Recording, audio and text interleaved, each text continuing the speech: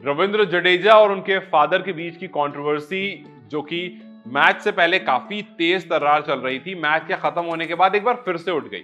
और उठी तब जब रविंद्र जडेजा ने काफी अच्छी परफॉर्मेंस करी और उसके बाद उनको प्लेयर ऑफ द मैच मिला उनकी परफॉर्मेंस के लिए। और उस मैच में उन्होंने कहा, मैच के बाद जब आपको अवार्ड मिला तो उन्होंने कहा कि ये अवार्ड मैं अपनी वाइफ को डेडिकेट करना चाहता हूं,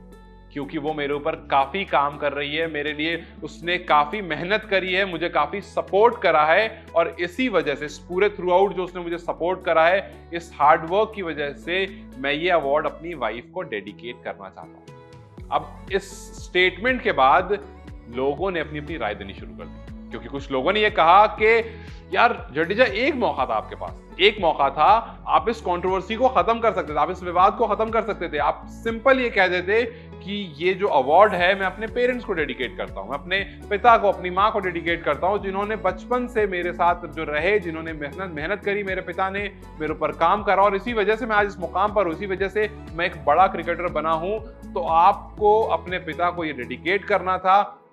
और ये जो कंट्रोवर्सी चल रही है इसको वंस फॉर ऑल एलिमिनेट कर देना, खत्म कर देना था इसको, इस कंट्रोवर्सी को पूरी तरह से खत्म कर देना। ये काफी अच्छा मौका था आपके पास। लेकिन वहीं दूसरी तरफ एक यूजर लिखते हैं कि काफी लोग जडेजा को क्रिटिसाइज कर रहे हैं, वो कह रहे हैं कि रविंद्र जडेजा ने गलत करा, क्योंकि जहां पर आपके पास मौका था कि आप अपने पिता के साथ चीजें सॉर्ट आउट कर लेते, आपने वो डिसीजन नहीं लिया। लेकिन उस यूजर के हिसाब से उन्होंने लिखा कि मेरे हिसाब से जडेजा ने सही करा, क्योंकि रविंद्र जडेजा के पिता और उनकी बहन लगातार जडेजा को डिमीन करने की कोशिश कर रहे हैं, लगातार जडेजा को बदनाम करने की कोशिश कर रहे हैं, और सिर्फ पॉलिटिकल रीजंस की वजह से। कोई पर्सनल इश्यूज एज सच नहीं थे, जहां पर पॉलिटिकल रीजन आ गए उसके बाद पर्सनल इश्यूज शुरू हो गए। और आपके पास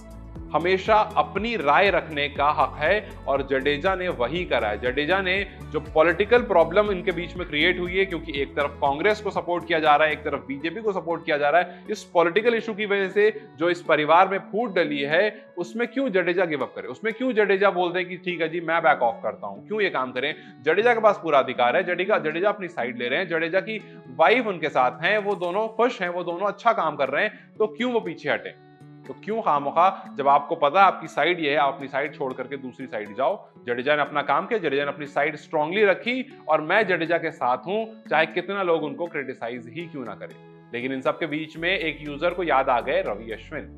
अश्विन, जिन्होंने 500 विकेट लेने के बाद अपने पिता को वो डेडिकेट करी। एक ने लिखा कि रवि अश्विन ने 500 विकेट कंप्लीट करी, अपने पिता को डेडिकेट करी, और उसके बाद 3rd टेस्ट मैच में जब अचानक से उनकी मां की तबीयत खराब हो जाती है, तो वो 20 टेस्ट मैच में चले जाते हैं अपनी मां के पास, अपनी फैमिली के पास, जिनको उनकी ज्यादा जरूरत थी, वहां रहते हैं, उनकी सारी जरूरत पूरी करते हैं, और फिर उसके बाद जब उनको लगता है कि अब वहां से आया जा सकता है, तो चौथे दिन टेस्ट मैच में वापस आ जाते हैं और वापस गेंदबाजी करने के लिए तैयार हो जाते हैं। जब मां को जरूरत थी, जब फैमिली को जरूरत थी तो वहां गए, जब टीम को जरूरत थी तो यहां आए, जब एक बड़ा माइलस्टोन टच करा तो अपने पिता को याद करा। तो मेरे लिए ये बेस्ट ऑलराउंडर है, और ये ऑलराउंडर है।